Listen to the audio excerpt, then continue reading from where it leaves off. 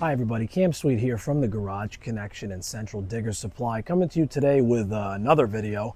I'm really earning it today, regarding this machine behind me. So this happens to be the FF18R from FF Industrial, and this machine is kind of an oddball. It's got some really nice features, and then it's lacking some other features that we've kind of got used to with these machines as they've evolved and better ones become available and whatnot. So what we're going to do, we're going to talk about this machine. We're going to talk about the pros, cons, things that it has, things that it doesn't have, and see if maybe it's the right fit for your particular situation, whether it be homesteading or digging trenches or whatever it might be. So stay tuned.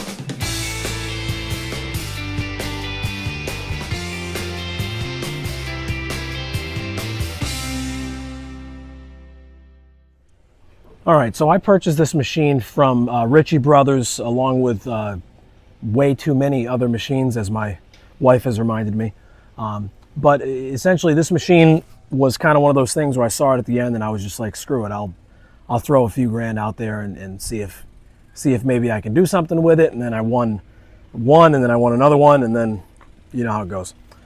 So we'll start at the front of the machine. We'll kind of work our way back and talk about what's going on with this thing. So this machine has the normal bucket that you would expect on many of these machines, kind of that 12 to 13 inch-ish bucket, and it does not have a quick attach to it at all. Quick connect coupler, straight up with the pins there. They are nice pins. They're greasable, so that's a nice kind of feature.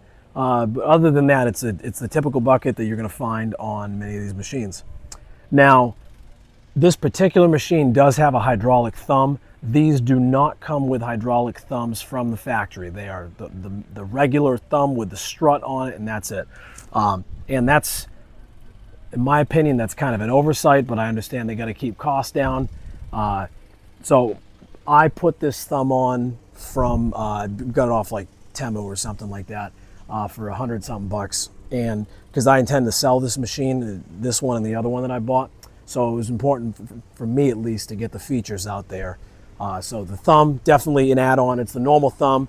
Quick note about that is that this thumb had the wrong hoses, which is really convenient.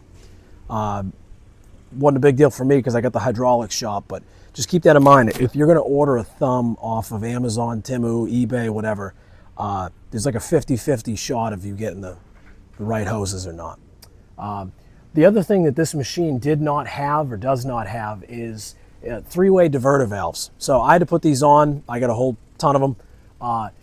It does have auxiliary hydraulics, but they only come into like this hole up on the top of the boom, and then that's it. It's just a plug sticking out at you, and you got to figure it out from there.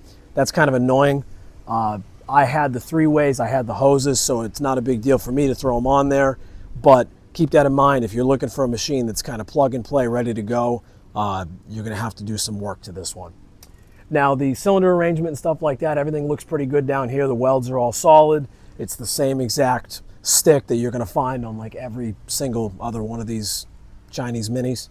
But as we work our way down, things start to get different pretty drastically. As you can notice, right, the cylinder arrangement is different on this particular machine because this is one of the kind of the selling points of this machine is the inverted cylinder. That cylinder being on the other side of it, protection aspect aside, because that's pretty evident, is that it's going to protect the machine, the cylinder rather. You also have a lot more force. So when hydraulic cylinders extend, they have a significant amount more force going one way than they do the other. It's not quite 2 to 1. It depends on the size of the piston and the size of the rod, but essentially there's more force going out than in. So when you have a cylinder on the front here, you go to dig, you have less downward force because you're trying to suck that cylinder in as opposed to push it out. So when you have the cylinder on the other side, you do have more force going down. On the flip side, you have less force, high nugget, you have less force lifting up. So is that a big deal? Probably not. Is it going to really affect anything? No. I will say though that because the arrangement of this boom is like this, at least it appears to be significantly higher of a boom, and it seems like it goes further out. I don't know if that's maybe, I don't know if it's like my eyes playing tricks on me, but the boom itself, it just appears to be more up and outward reaching. So that's kind of a nice feature. The thing that this machine does not have is the swing boom. So this boom is fixed. You have to turn the turntable to get the boom to pivot. The body does have provisions for a swing boom, but that's not really surprising considering that the body panels on this particular machine are the exact same as like the QK16 and the QK18s and all that other stuff. So just because it has the provision for it does not mean it has the feature for it. So the next thing we're going to do, we're going to take a look at the operator station of the machine. All right, so up here in the operator station, we have a fairly typical layout that we've kind of become used to with a lot of these Mini X's. The pilot controls are the same as like your H15s and your VA16Ps, QK18s, the whole nine, they're all the same. Obviously, the push buttons on the pilots aren't going to do anything because you don't have the swing boom feature, but other than that, everything, it feels very familiar up here.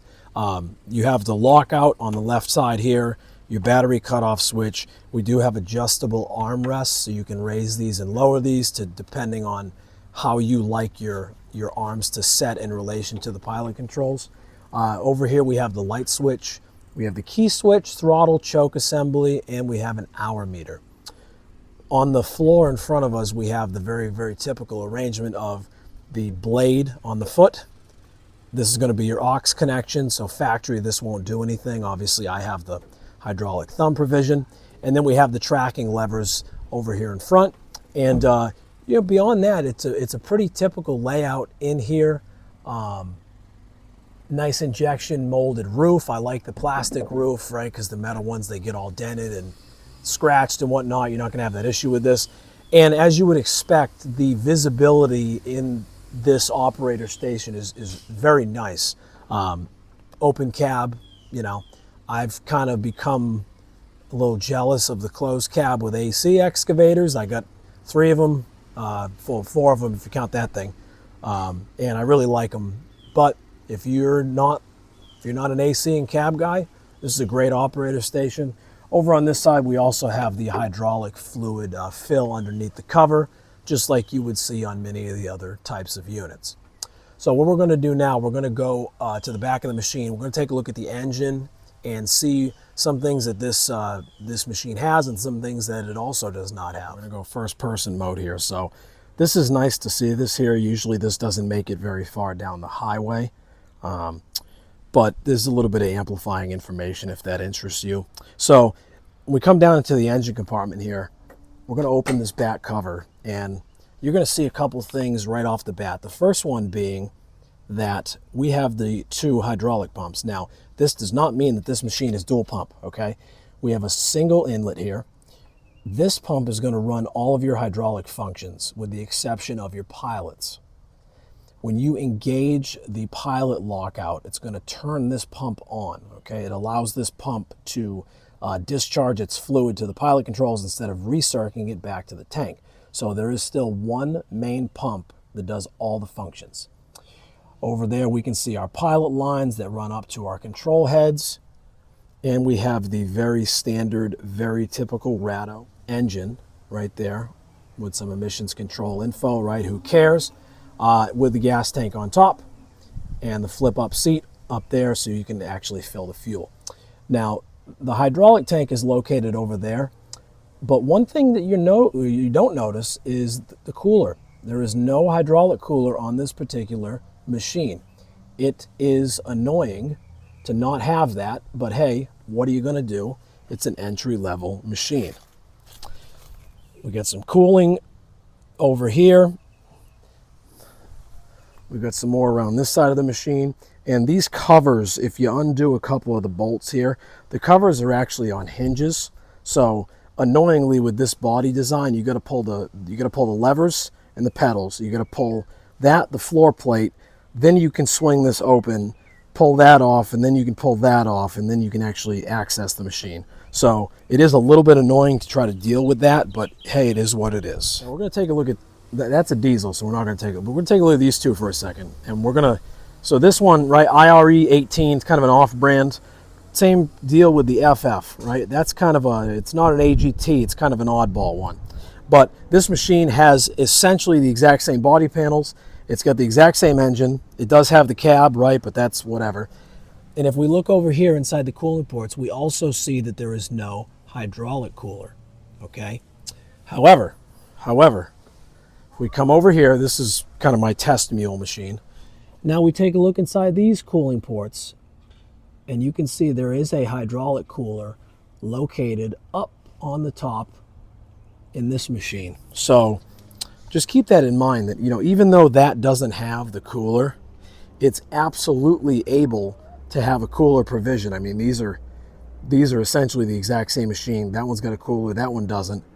And this is basically the same body chassis configuration as all these other ones. So drive components are all identical rollers, track tensioner, the little screw thing in there, and the gear out back, all of your orbital motors. This unit does not have case drains. It does not have adjustable width. It does not have 2 speeds. It has the very, very typical standard arrangement of all these other machines. So, you know, you're at the auction, you see something like this, and you want to throw a bid out there and see what you get for it. So I paid, I want to say it was $32.50 for this machine. That was Ritchie Brothers, so add on 10, I think it's 10% now. So add on 10% and the sales tax and all that stuff. And you know, you're in it, let's say 30, just say 3,700 by the time you get the thing home. Is this worth it over a, I don't even know, the QK16 doesn't have pilots. Let's just say a QK18 with the pilots and stuff like that. Is it worth it over that? Well, this doesn't have a cab, so that's kind of a silly comparison. But this machine has the boom arrangement with the cylinder in the back. I cannot say that about any of the other machines in the entry-level lines, okay? So what I'm gonna do, let's go on a little yard tour here. I apologize if the sun ruins this shot. That machine does have inverted boom, okay? But that's a premium gasoline 1.4 excavator by Hua. That's like a $7,500 excavator. But as we look at all these machines, right? Let's go on a little tour here. Typical boom arrangement, cylinder in the front. Typical boom arrangement, cylinder in the front. The diesel one, yep, cylinder in the front.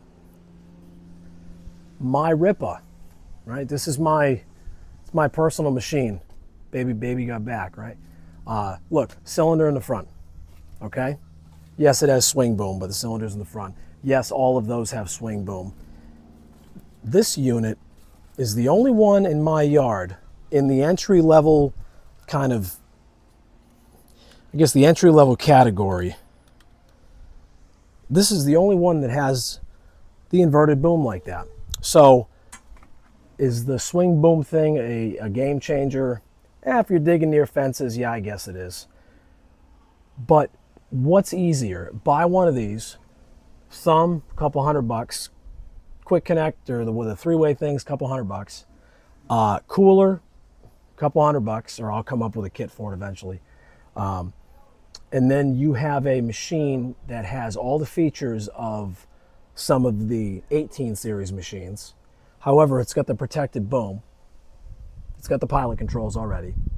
And, you know, maybe you put the alternator kit on it or whatever, and you run some big lights or whatnot. But, you know, this is huge. You can't just toss this on those machines. It doesn't work like that. So if this is something right here, this is something you're looking for, this machine is absolutely one to consider, especially at the price point.